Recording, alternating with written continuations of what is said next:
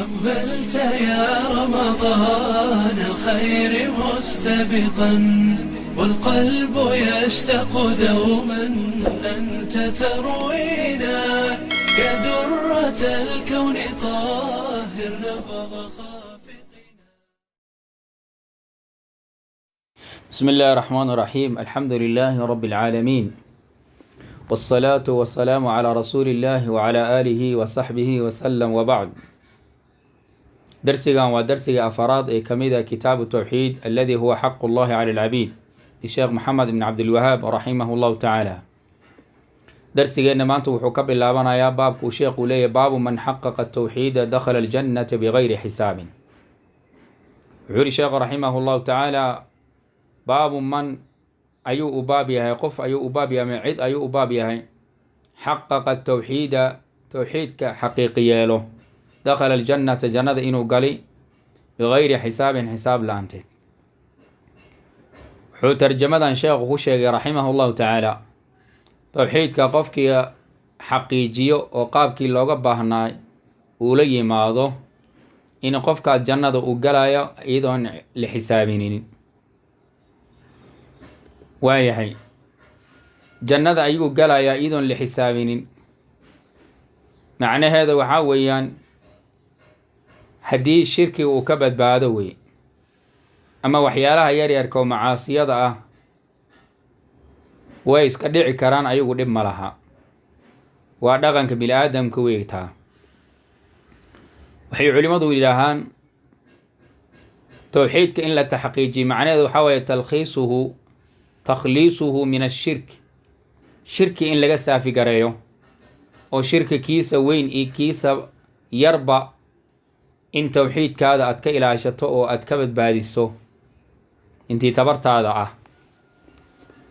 arrintaasna waxay dhaheen culimmadu ma suurtagelaysa ilaa 3 arrimood in laga helo mooyaane. arrinka koobaad waxaa weye alcilm, arrinka labaadna waxaa weye alictiqaad, arrinka saddexaadna waxaa weye alinqiyaad. arrinka koobaad oo lagaa rabo oo towxiidkaada aada saafi kaga dhigi karto waxaa weye alcilmu, inaad aqoon u leedahay. qof aan aqoon lahayn waxa towxiida iyo waxaan shirki aan kala garan karin, waxa towxiidka dhaawacay iyo waxaan dhaawacaynin aan kala saari karin, qofka towxiidkiisa ma xaqiiqoobi karo, khaalisna ma noqon karo. sidaa daraaddeed baa ilaahay subxaanahu wa tacaala baa nabigiisa calayhi salaatu wassalaam asagoo la hadlaayo ayaa marka hore waxaa la yidhi waa inaad rabbigaad caabudayso aqoon u yeelato. faclam annahu laa ilaaha ila allah. aqoon marka waa laasim si towxiidkaada uu u noqdo mid xaqiiqo ah ee sugan ee la taxqiiji suu u noqdo. qodobka labaad waxaa weeye alictiqaad, rumayn waa in lagaa helo wey. markii aada ogaato towxiidkii iyo shirkiga inaad markaad kala barato waa in haddana aada ictiqaadiso arrinta iida ah. waayahay oo aan markaa isla weynin iyo midna aadna ku gelin. sida ilaahayba subxaanahu wa tacaala gaalada iyo inta alla diiday uu ka sheegay, siduu ilaahay buu leeyay subxaanahu wa tacaala ajacala alaalihata ilaahan waaxidan ina hada la shay-un cujaab. markii la yidhi alla keligii caabudo yaa waxay dhaheen ilaahayaadkii faraha badnaay miyuu ka yeelay ilaahan waaxidan, hal keliya miyuu ka soo reebay. ina hada la shay-un cujaab, arrinka waa arrin lala yaabay dhaheen. marka ma aynan ictiqaadinin wixii ay ogaadeen, way garteen oo way fahmeen, way ogaadeen towxiidkii way ogaadeen, laakiin ma aynan ictiqaadin in ilaahay keligii subxaana wa tacaala cibaadada loo gooni yeelo uluuhiyadii ah. qodobka saddexaad waxaa weeye on towxiidka lagu taxqiijiyo alinqiyaad, in loo hoggaansamo. markaad ogaatid aada rumayso waxaa lagaa rabaa haddana inaad u hoggaansato. qofkaan hoggaansamin qalbigiisii macnaa towxiidkiisi ma xaqiiqoobin. ilaahay subxaanahu wa tacaala wuxuu ka sheegay qolyihii diinta loogu yeeri oo haddana diideen innahum kaanuu idaa qiila lahum laa ilaaha ila allahu yastakbiruun. waxay ahaayeen haddii lagu yidhaha laa ilaaha ila allah kelimadaa ku qowlo, yastakbiruun kuwa isla weynaayo o iskibri ayay ahaayeen. wayaquuluuna aidaa mitna wayaquuluuna ainaa lataarikuu aalihatina lishaacirin majnuun. ilaahiyaadkii aan caabudayni miyaa mid shaacir oo gabyaa oo waalan miyaan dartiis ugu tegayna bay dhihi jireen.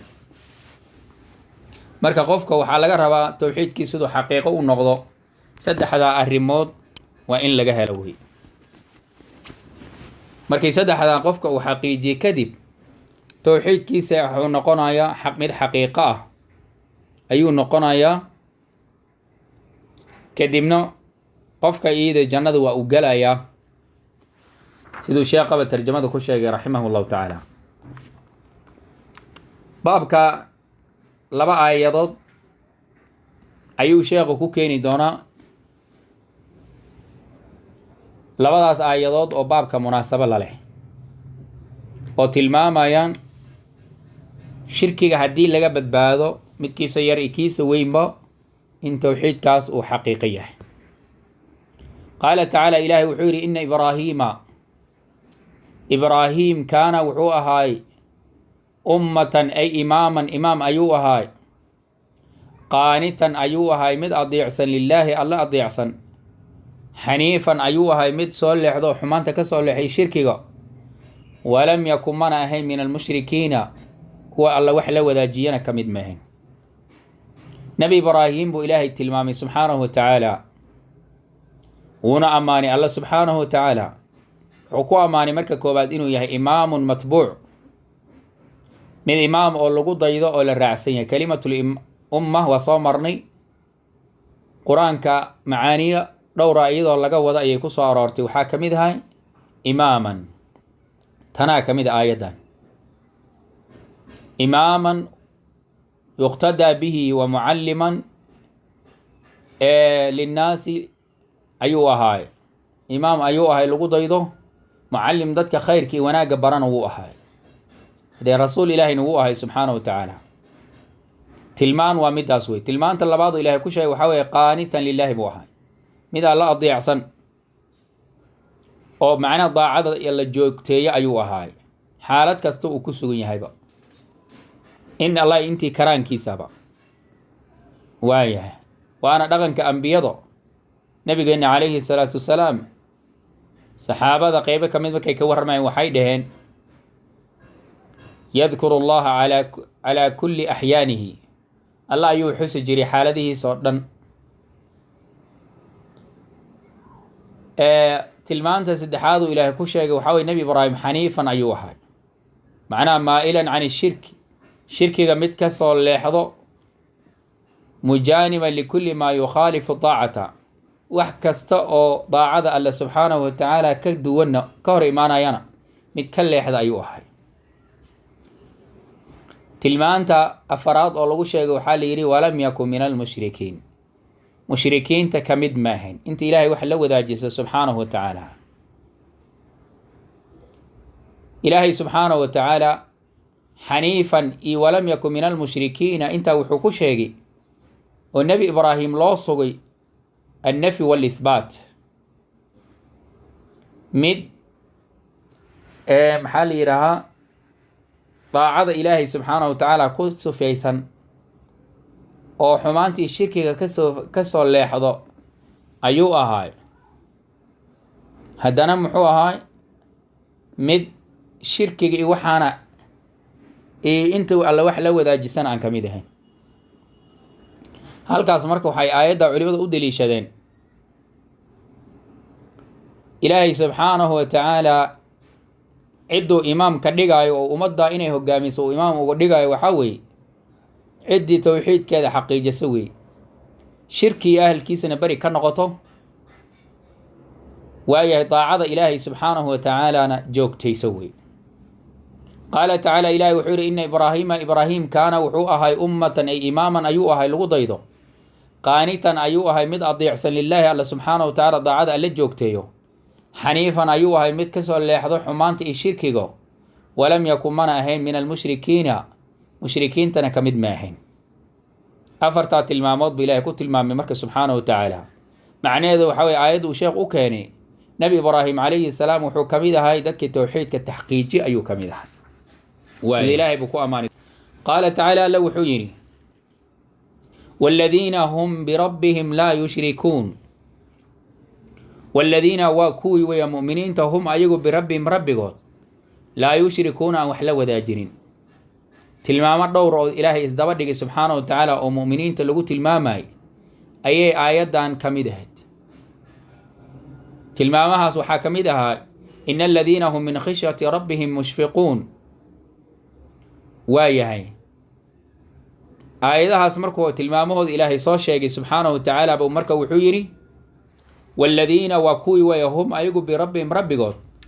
laa yushrikuuna aan wax la wadaajinin. waa tilmaanta ay mu'miniinta iyo mutaqiinta leeyihiin wey. waaya marka halkaas wuxuu ilaahay ku cabiraya subxaanahu wa tacaala in towxiidkooda ay macnaha xaqiijiyeen. towxiidkiina lama xaqiijin karo oo lama taxqiijin karo ilaa biijtinaabi shirki, shirki in laga fogaado mooyaane. shirki kiisa weyn iyo kiisa yarba markii laga fogaado marka ayaa towxiidka la xaqiijin karaa. waaya taasuun ilaahay mu'miniinta ku tilmaamiyo waaladiina hum birabbihim laa yushrikuun baa layidhi. rabbi waxba aan la wadaajinin waa kuwa aan rabbi waxba la wadaajinin subxaanahu wa tacaala. wa can xuseyn ibni cabdiraxmaan taabiciga la yidhaha xuseyn ibni cabdiraxmaana waxaa laga wari qaala inuu yidhi kuntu waxaan ahay cinda saciid ibni jubayrin. taabiciga kaloo la yidhaha saciid ibnu jubayr ayaan asna la joogay oon agtiisa ahay. labadooda waa laba taabiciin weeye. fa qaala wuxuu yidhi saciid ibnu jubayr ayukum kiineeba ra'aa arki alkowkaba xidiga alladii xidigaasoo kowkabkaasoo inqada dhacay albaarixata xala. fa qultu waxaan idhi haddaan ahay xuseyn ibn cabdiraxmaan ana waayahay aniga ayaa macnaha arkay wey.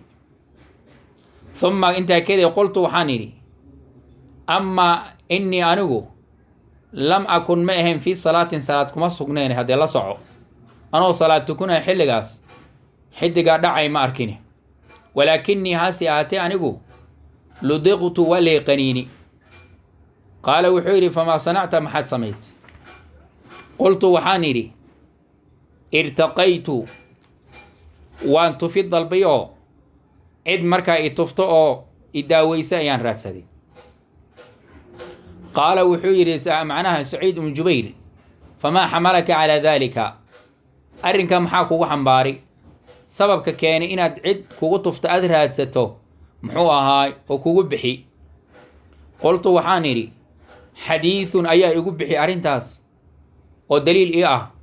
xadahanaahu uu noo sheegay ashacbi. shacbi macnaha taabicigaas xadiid uu noo sheegay ayaan ku camal falayoon daliishanay. qaala wuxuu yidhi wamaa xadatakum, muxuu iin sheegay? qoltu waxaan idhi waa xuseyn ibn cabdiraxmaan xadahanaa wuxuu nooga tabiye uu nooga sheegay can buraydata ibn alxuseyn. saxaabigaas ayuu wuxuu nooga sheegay annahu qaala inuu nebigu yidhi laa ruqyata isku tufid ma jirto ama tufid dalbid ma jirto ilaa min caynin il in laskiga tufaaya mooyaane aw xumatin ama qaniinyo mooyaane. qaala wuxuu yidhi markaas saciid ibnu jubayr laqad axsana wanaag ayuu sameeyey man intahaa qofkii ku yeeloobay oo ku ekaaday ilaa maa samica wuxuu maqlay. waaya taabicigan xuseyn ibn cabdiraxmaan baa wuxuu leeyahay waxaan la joogay saciid ibnu jubayr oo taabici kale ah, asna waa taabici labadaba. markaasuu wuxuu yidhi xalayaa arkay xidiga dhacay. ayukum ra'a alkowkab aladii inqada bimacnaa saqada wey.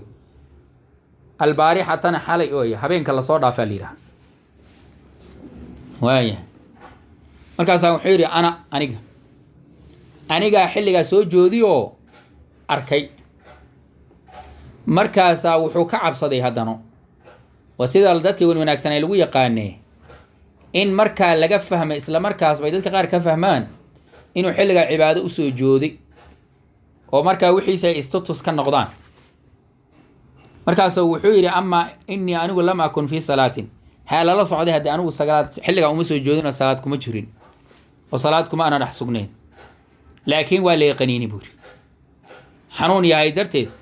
ayaan usoo joogay. marka hangar la qaniini ama dabaqaroof ama harraan waxa u taqaano ama wax kale ayaaba qaniini, wax kastaba ha qaniine waa u lee qaniini buuri. kadib baa wuxuu ku yidhi waxaa weeyaan aad ku samaysay. halkaas waxaa laga garanaya laga fahmay oy culimmadu ka qaateen in dadka hataa ayagoo isku fikrad ah inay niqaashi karaanoo xiwaar iyo wadahadal diimeed uu dhexmari karo oo masaa'il ay ka sheekaysan karaan ayay macnaha inay bannaan tahay. waaya markaasu wuxuu yidhi maxaad samaysay?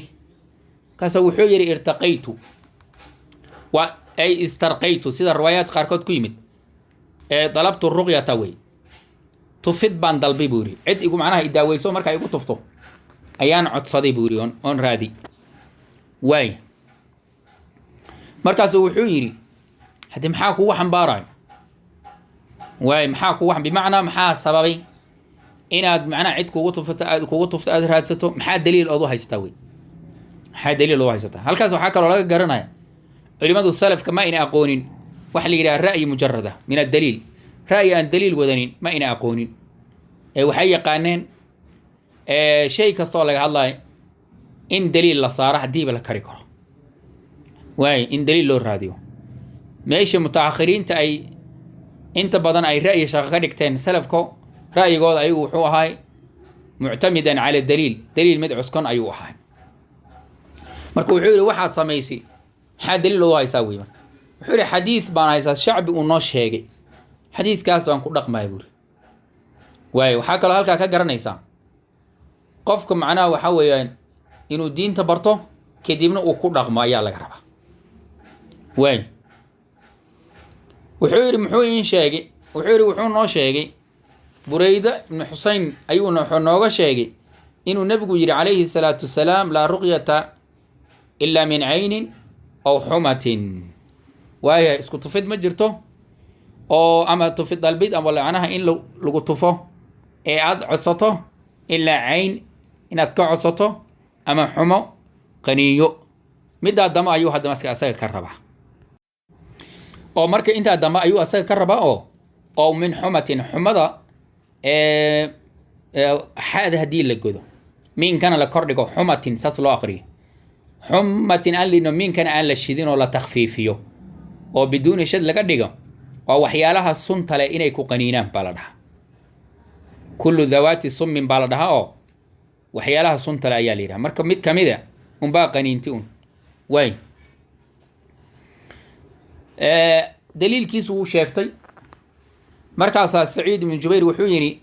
laqad axsana man intaha ilaa maa samica, qofkii wuxuu maqlay ku ekaado oo aan macnaha meelo qardajeex kale aan gelin oo wuxuu daliil u haysta sameeyo, wixii kalena aan made ka leexdo, qofka iyada wanaag iyo ixsaan ayuu sameeyey buuri. ixsaan iyo wanaag ayuu sameeyey, waana sidoo hadda ninkan yeeli wey. maxaa loo keenay marka? wuxuu u keenay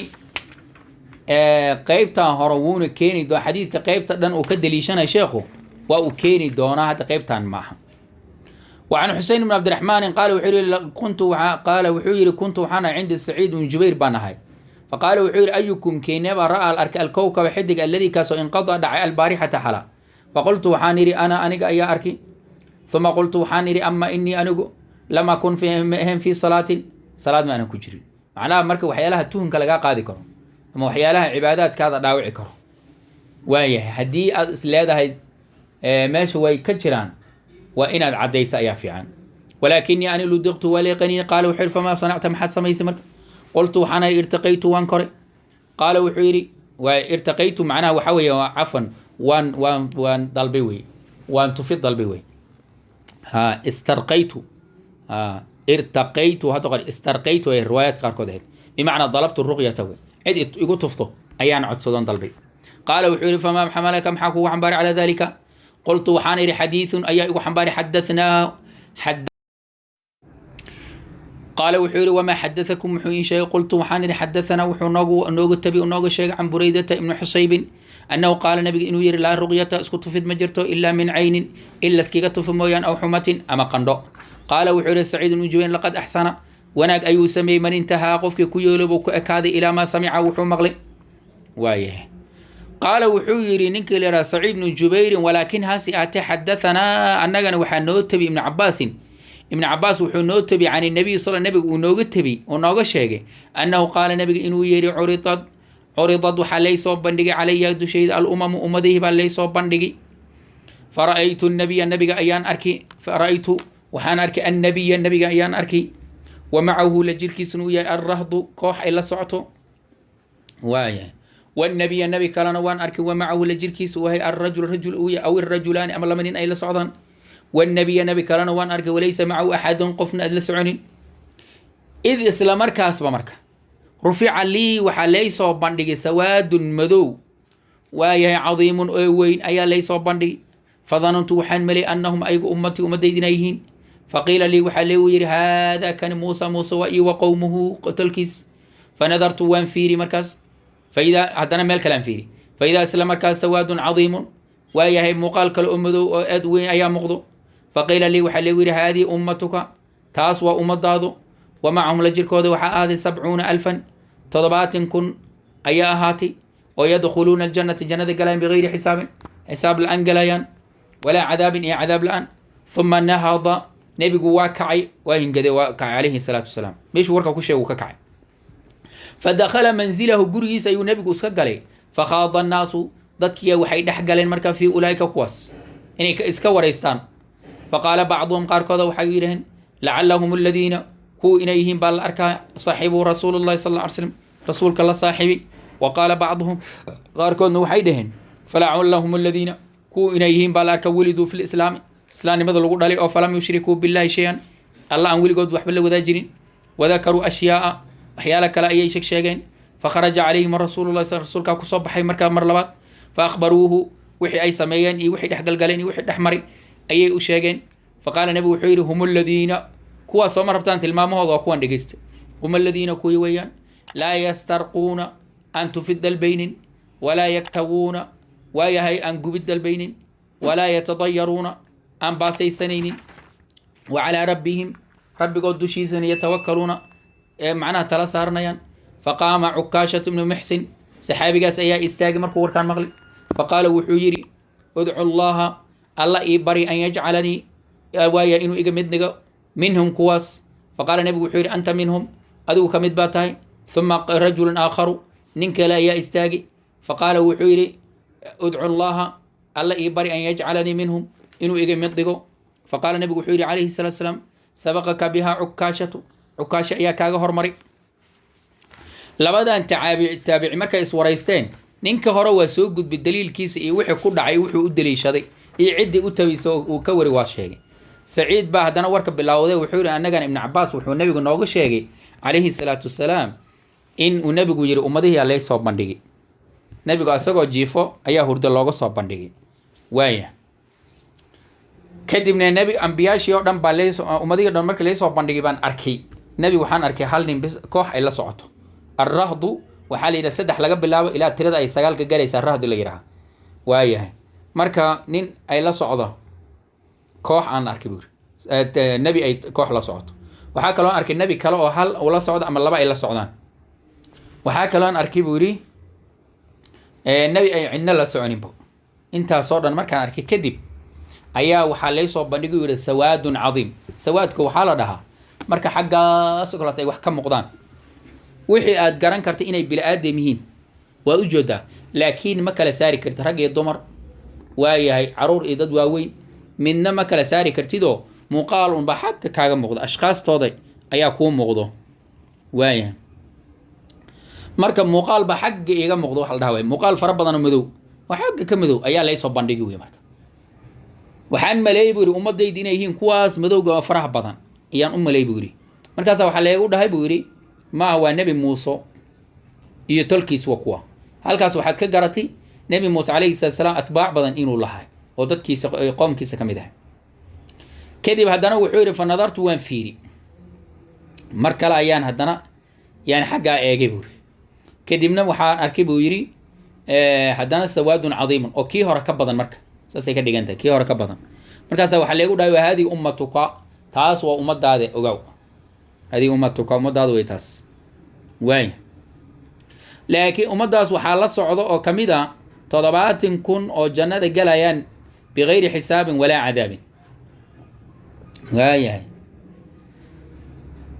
kadib nebigu markuu intaan hadalka uu yidhi calayhi salaatu wasalaam uu iska kacayba uu kacay meesha uu ka kacay dad hadal ayna garanaynin lagu dhahay kadibna looga dhexbaxay maxay samaynayaan nin walba inuu marka fikradiisa ka dhiibto adigu say kula tahay adigu say kula tahay adigu maxaad u aragtaa dadkaas maxaad u malayn saxaabadii marka nin walba waxbuu ku dhuftay qaar waxay dhaheen waxaan u malay waxay mudan yihiin inay yihiin kuwii rasuulka calayhi salaam la saaxiibay saaxiibnimadaas culimadu waa isku khilaafeen waxaa laga wado suxbatun mudlaqa miya oo bimacna nin kastoo nebigu la saaxiibi miyaa laga wadaa sida daahirka lafdiga ka muuqato waaya waxaa kaloo suurowday in laga wado kuwii nebigu calayhi salaatu wasalaam hijradii xilligiisa la saaxiibeen inkastoo la yidhi kuwa haddana 70,000 maba gaari karaan lagu bushi waaya ma gaaraynin oo muhaajiriin tiradooda 70,000 ma gaarin waaya haddii la yidhaaha saxaabadoo dhan baa laga wadaana saxaabadana akthar min 70,000 bay ahaayeen 70,000 waa ka badnaay mudlaq suxbatu lmudlaqa haddii lagu fasirana waxaa kale oo suurowdo dadkii nabiga calayhi salaam fatxu makata la socdi in laga wadana waa suurowdaa bay dhaheen waayahay liannahu maxaa yeelay bacda fatxi makata dadka islaamka soo galay aad bay u fara badnaayeen intaasoo ixtimaal way suurowdaa walihaada الشيخ عثيمين رحمه الله تعالى وحول كتاب كيس قول مفيد هذه المسألة تحتاج إلى مراجعة أكثر انت سو احتمال بي احتمال فأو صورة قلة مركب مسألة وحي أبا أنت يوري انت إن كبضا إلا بحثي أي أبا أنت واي مركب سيكا سوا على دعاية سيدا سيكون في السيرين قاركودنا وحي دهين تدكي إسلامي ماذا لقود علي أنولي ود إلهي بوحلو ذا جن إنا يهين بعد عكرتو واي maxaa yeelay dadkii islaamka markii la soo galay kadib la dhalay aad bay u fara badnaayeen waay qolo kalena wax kale un bay sheegeen nabiga ayaa ku soo laabtay calayhi salaam markaas soo baxay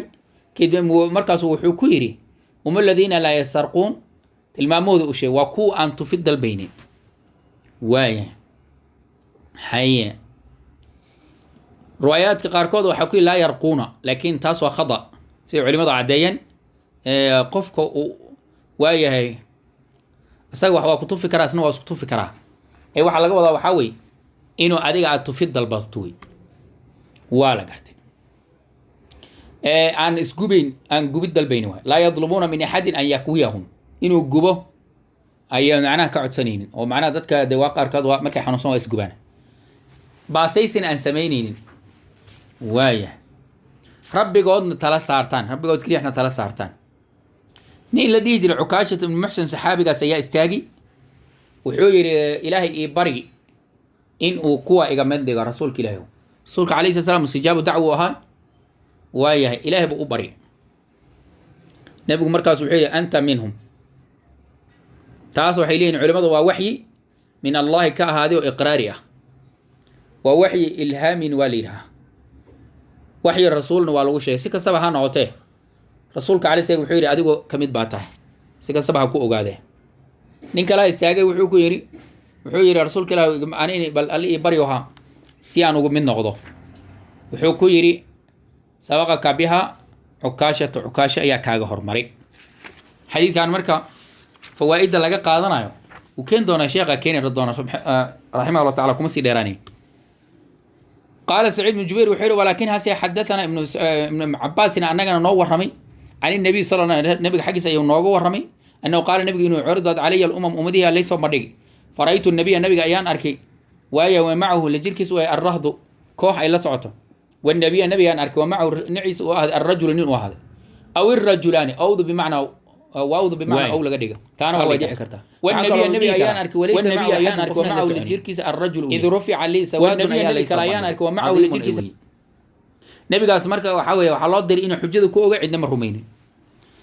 إذ رفع عليه وحليسه بندقي وأنا ليس كريالي إذ رفع عليه وحليسه كلوين بينما أنا كذلك أساس قدين أنا حالة كسرون إذ رفع عليه وحليسه كريالي سواد عظيم مقال وين أي ليس كريالي وحقا كمغضى فظننت وحمل أنهم أمتي إنيهين فقيل لي وحلويري هذا موسى وقومه كاسوا موسى تلكي فنظرت وان فيري هدنا وايه فإذا سواد عظيم هدنا مقال وين أي حال كايغا مغضي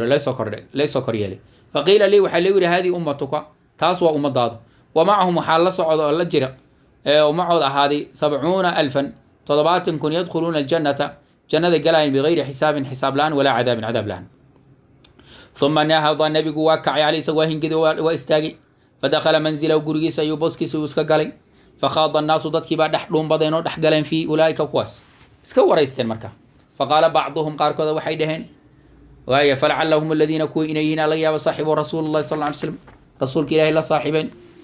وبعضهم قاركون وحيدهن وقال بعضهم قاركون وحيدهن فلعلهم الذين كو إنيهم بالارك ولدوا في الإسلام ماذا لقوا وياهي فلم يشركوا بالله شيئا إلهنا وحل وذاجرين وذكروا أشياء وحيال أي شيئا نقدت كلان هذا ما لك لا يجنا يكون دفتين فخرج عليهم رسول الله صلى الله عليه وسلم كصباحي فأخبروه وأشياء وركي فأخبروا بما قالوا وما جرى بينهم وحي أي دهين وحي أيوه دحمري إنه المشي كل دفتي أي أشياء فقال النبي وحير عليه الصلاة والسلام كوام سماهم وكوان مركز جست قوات المامض وكوان هم الذين كوي لا يسترقون أن معناه تفيد البين ويا معناها قفكو محل يرها إنه أن معناه وحوي أنا عدس إن هذا عدصده إن لغطفه أيوك الله يقول تسأل الله لكن هذا يعد كتفه لما لها نبي قلنا عليه الصلاة والسلام جبريل مركو حنوصواتي انتو يمدو كتفي عائشة النبي عليه السلام وكتفتي تا وحبا دب مله قفك اسغون عدس لي imaan in loo tago lagu tufo ama asagoo kula joogo aad ku tufto waxba dhib mala iyadu taas laakiin codsiga ayaa laga fiican yahay wala yaktawuna waayahay aan gubid dalbaynin in la gubo aan qofna ka codsanaynin taas hore ku xiranto ولا يتضيرون أن باسيسنين باسيسك دوات قناو باب دنا أيو شيخ وكوكيني دونا رحمه الله تعالى شمبرها أيو بلاها أيو مخلوقات قيبة كميد أيو أي عربتي هرا باسيسين جرين سومالي دون أرتا عام بيكويه بلاها قاركود ولا باسيستا بالهبلاي لما أروسيو ما نهبلا ولما أروسيو وحيالها سوات تقانا ولهذا علماء مركا ولد قال لم يجرين إن شاء الله تعالى باب التضير أيان أقول تجد ونابا ولا يتضيرون أن باسي سنين وعلى ربهم رب قد اندشيس كلي يتوكلون تلاسارتان رب قد بي تلاسارتان الرماها مركا وشيخ هذا الشيء توحيد كأسل كيس مرة وعيان لكن تحقيق التوحيد أي كسهر جودان تاسو معنا الشيخ مركا وكوضع تاسو هذا وكاني وانا معنا فوائد أيان وقلت لنا إن شاء الله تعالى أساه شرحي دونه فقام عكاشة بن محسن باستاجي صحابي قاس ومركو هذا فائدة أن ومعنا وحوي ودريمي لأن بشارة مش كدعدي بشارة داس إنه كقيب قالوا أيو معناه وحوي وجع ليستي كذي وحير فقال وحير يا الرسول ادعو الله فقال وحير ادعو الله إلهي يبري أن يجعلني إنه يجمد منهم قوة هل كاسو حد كوغاتي إن معناها الجنة يعد قريس النبي محمد عليه السلام قعنتكم هاي سيدا يددك قاركود دهان شيخ النجا أيا إيو طريقة النجا إيو كوحد النجا إيو مذهب كالنجا إيو أيا جنة مامورو أما جنة ددك جري عدة الربان كل يحيو شيخ النجا أيا معناها فرها الجنة هايو ددك قاركود أي دهان أريتاس إني صحهن أيا كتصيني سوى قالت تهين مديهن رسول كلاه يو كوا إيجمدك وحيري إلهي يبري إنه إيجمدكه هذا هذا قانيسا جنة جريتان كذي عدي جليسي عدي لو ديدا عدي اللي جلينا الله يا جعنت كوهاي سبحانه وتعالى nebigu calayhi salaam waxa macnaha waxay laga codsanaya maxay adducaa inuu baryo inuu macnaha u baryo udcu allah ilaahay ii bari waaya wahakada addoommada wanaagsan waxa laga baryaayo ilaahay janno noo weydii waay laakiin janno ayagu gacanta ku hayaan walaa nabi walaa malaa'ig walaa ambiyo walaa awliyo walaa saalixiin midna ma jirto wey faqaala nebigu wuxuu ku yidhi calayhi salaam anta minhum adigu ka mid baa tahay siduu nebigu ku ogaaday haddee ma garan karno waxay ilaahay u waxyooday oo loo sheegayba inuu yahay dhici karto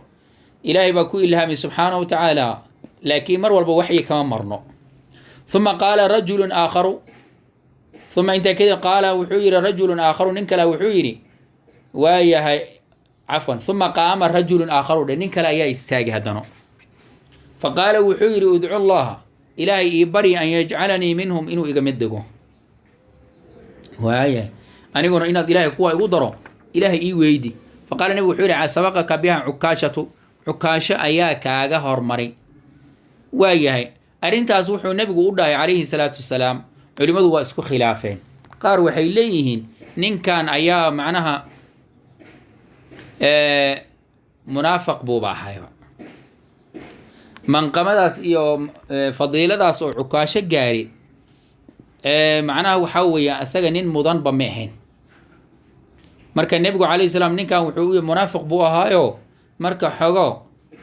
si uu usoo jiido qalbigiisa uu usoo dhoweeyo ayuu hadalkan u yidhi ma dhihin laa ma dhihin adigu ma gelaysid ma dhihin dadkeeda kamid matid ma dhihin si xogo qalbigiisa usoo dhoweeyo nin munaafiqnimo uu ku tuhmaayo ama uu ku ogyeeba ahay waxaa kaloo culimadu qaarkood dheheen sidaa ma ahayn ninka nin wanaagsan buu ahay laakiin nebigu wuxuu diiday calayhi salaam baabka inuu tasalsul noqdo oo ah haddii cukaasho uu yahay anta minhum la yidhi haddana kan kale lagu sii daro nin walba waa soo istaaga haddee marka baab aan istaagaynin oo iska furan oo nin walba uu dalaq iska soo dhaha oo nin walba usoo istaaga ayuu noqonay taasuu nebiguna calayhi salaatu wasalaam uu markaa darteed buu u yeelay bay leeyihiin hada wabillahi towfiiq sala allahu wasalama calaa nabiyina muxamedin وعلى آله وصحبه